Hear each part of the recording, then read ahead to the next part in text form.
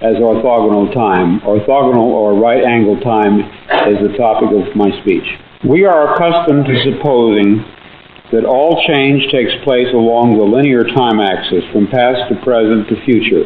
The present is an accrual of the past and is different from it. The future will accrue from the present on and be different yet. That an orthogonal or right-angled time axis could exist, a lateral domain in which change takes place, processes occurring sideways in reality, so to speak, this is almost impossible to imagine. How would we perceive such lateral changes? What would we experience? What clues, if we are trying to test out this bizarre theory, should we be on the alert for? In other words, how can change take place outside of linear time at all, in any sense, to any degree? Let me present you with a metaphor. Let us say that there exists this very rich patron of the arts.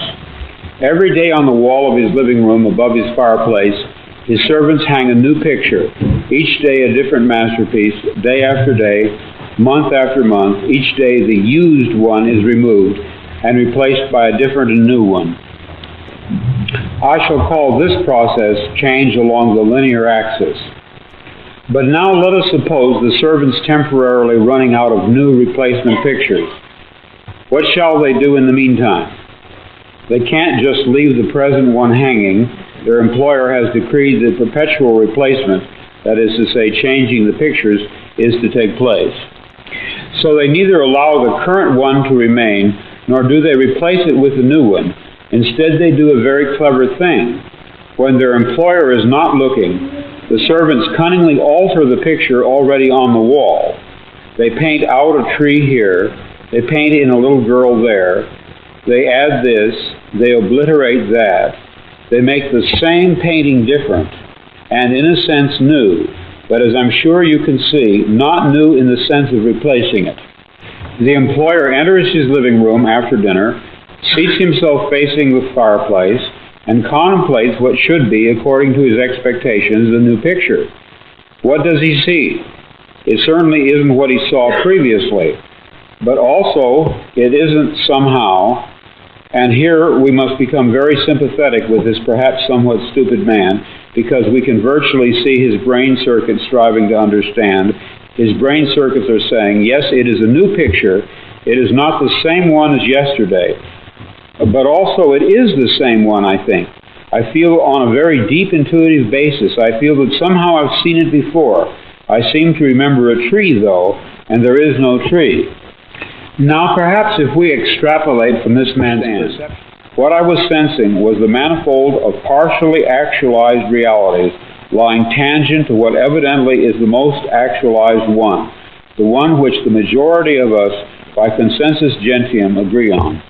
Although originally I presumed that the differences between these worlds was caused entirely by the subjectivity of the various human viewpoints, it did not take me long to open the question as to whether it might not be more than that in fact plural realities did exist superimposed onto one another like so many film transparencies. What I still do not grasp, however, is how one reality out of the many becomes actualized in contradistinction to the others. Perhaps none does, or perhaps, again, it hangs on an agreement in viewpoint by a sufficiency of people. More likely the matrix world, the one with the true core of being, is determined by the programmer. He or it articulates, prints out, so to speak, the matrix choice and fuses it with actual substance. The core or essence of reality, that which receives or attains it, and to what degree, that is within the purview of the programmer. This selection and reselection is part of general creativity, of world building, which seems to be it or his task. A problem, perhaps, which he or it is running, which is to say, in the process of solving, as a computer would. Variables along the linear time axis of our universe, thereby generating branched-off lateral worlds. I have the impression that the metaphor of the chessboard is especially useful in evaluating how this can be done. In fact, must be. Across from the programmer-reprogrammer sits a counter-entity, whom Joseph Campbell calls the dark counterplayer. God, the programmer, reprogrammer, is not making his moves of improvement against inert matter. He is dealing with a cunning opponent. Let us say that on the game board, our universe in space-time, the dark counterplayer makes a move. He sets up a reality situation of immutable cause and effect. But the programmer, reprogrammer, has already laid down his response.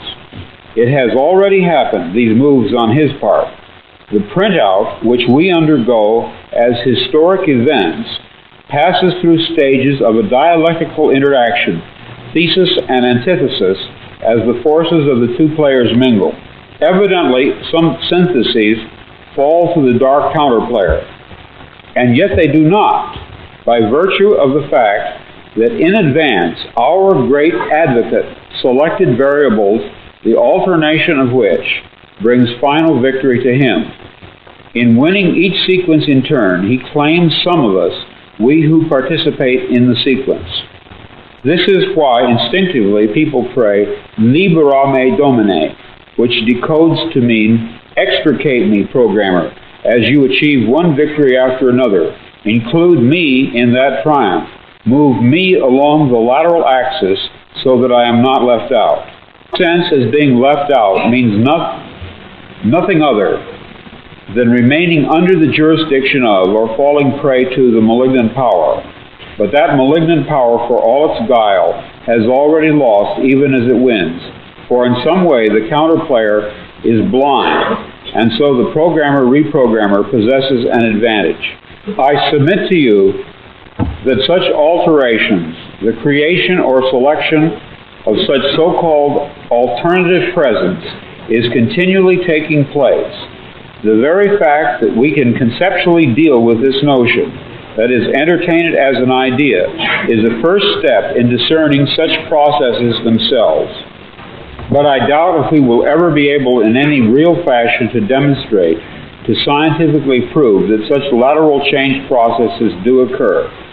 Probably all we would have to go on would be vestiges of memory, fleeting impressions, dreams, nebulous intuitions that somehow things had been different in some way, and not long ago, but now. We might reflexively reach for a light switch in the bathroom only to discover that it always had been, in another place entirely. We might reach for the air vent in our car where there was no air vent, a reflex left over from a previous present, still active at a subcortical level. We might dream of people and places we had never seen as vividly as if we had seen them and actually known them. But we would not know what to make of this, assuming we took time to ponder it at all. One very pronounced impression would probably occur to us, to many of us, again and again, and always without explanation. The acute, absolute sensation that we had done once before what we were just about to do now, that we, so to speak, lived in a particular moment or situation previously. But in what sense could it be called previously, since only the present, not the past, was evidently involved? We would have the overwhelming impression that we were reliving the present, déjà vu, perhaps in precisely the same way, hearing the same words, saying the same words. I submit that these impressions are valid and significant, and I will even say this: such an impression is a clue that at some past time point a variable was changed, reprogrammed as it were, and that because of this an alternative world branched off, became actualized instead of the prior one, and that in fact, in literal fact, we are once more living this particular segment of linear time. A breaching, a tinkering, a change had been made, but not in our present, had been made in our past. Evidently, such an alteration would have a peculiar effect on those persons involved. They would, so to speak, be moved back one square or several squares on the board game which constitutes our reality. Conceivably, this could happen any number of times, affecting any number of people, as alternative variables were reprogrammed. We would have to live out each reprogramming along the subsequent linear time axis, but to the programmer, whom we call God, to him the results of the programming would be apparent at once. We are within time, and he is not. I wish to ad-lib.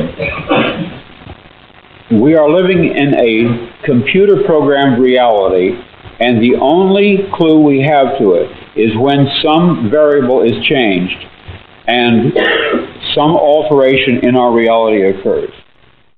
Then a third alternative world